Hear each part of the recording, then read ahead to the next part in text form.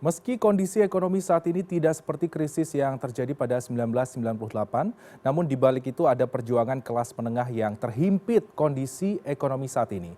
Mulai dari menghadapi ancaman cicilan rumah maupun kendaraan yang naik, hingga menghadapi sejumlah kenaikan harga. Akibatnya, kelas mendang-mending ini semakin terancam turun kelas alias jatuh miskin. Kita simak laporan khas redaksi.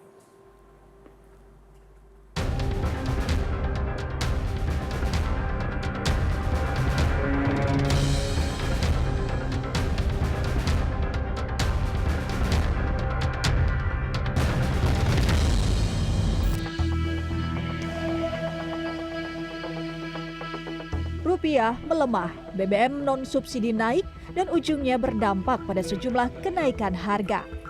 Itulah yang dihadapi masyarakat saat ini.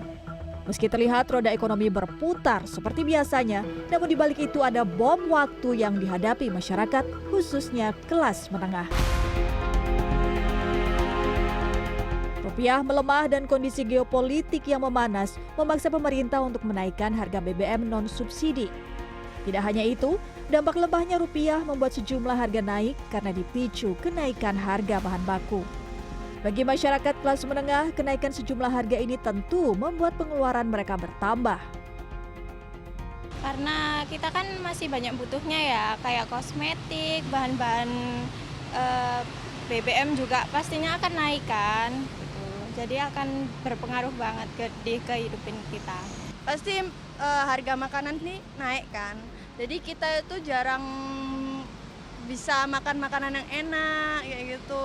Terus habis itu harga sayuran juga naik. Tidak hanya pengeluaran bertambah akibat naiknya sejumlah harga, kelas menengah pun semakin tertekan dengan ancaman naiknya cicilan rumah dan kendaraan. Akibat dampak rupiah melemah, suku bunga Bank Indonesia atau SBI naik 50 poin. Ini artinya bunga utang akan naik yang berujung dengan kenaikan cicilan utang.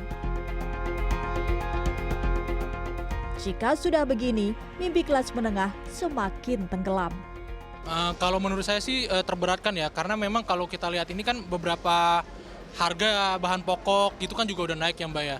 Terus kalau misalkan ditambah lagi kan saya dengar juga kan sekarang masyarakat itu udah bukan makan tabungan lagi tapi makan pinjaman ya. Nah apalagi kalau udah makan pinjaman terus bunga pinjamannya juga naik, itu menurut saya sangat memberatkan sih. Menurut saya itu aja sih, ya mudah-mudahan sih nggak langsung ya. Kan kebayang ya udah sekarang lemah ke dolar, terus mungkin nanti menyusul kenaikan harga bahan pokok dan sebagainya. Nah jangan sampai kenaikan suku bunga ini langsung berdampak. Bicara soal babak belurnya kelas menengah juga dirasakan para pelaku usaha. Fenomena CLBK alias cuma lihat beli kagak adalah salah satu sinyal bahwa kelas menengah tengah berjuang. Ketua Bidang Hubungan Antar Lembaga Asosiasi Pengusaha Indonesia APindo, Sarman Simanjorang mengungkapkan, dengan kondisi penghasilan yang tidak naik sementara biaya hidup meningkat, membuat kelas menengah semakin pilih-pilih barang apa yang mereka belanjakan. Memang itu buktinya, gitu loh.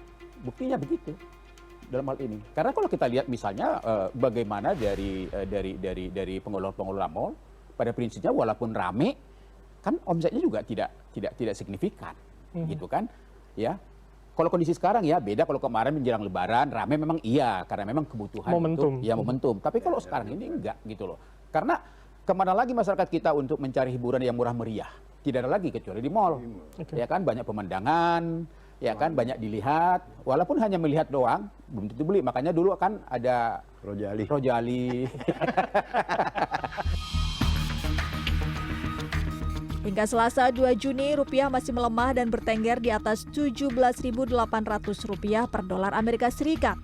Sebelumnya, Menteri Keuangan Purbaya optimistis kondisi ekonomi perekonomian bakal terus membaik. Bahkan Menteri Keuangan Purbaya menyebut rupiah bakal terus menguat hingga Rp15.000 per dolar Amerika Serikat dalam 2 bulan ke depan. Tidak hanya itu, Menteri Purbaya juga menyebut melemahnya rupiah belum berdampak besar pada anggaran pemerintah. Tim Liputan CNN Indonesia.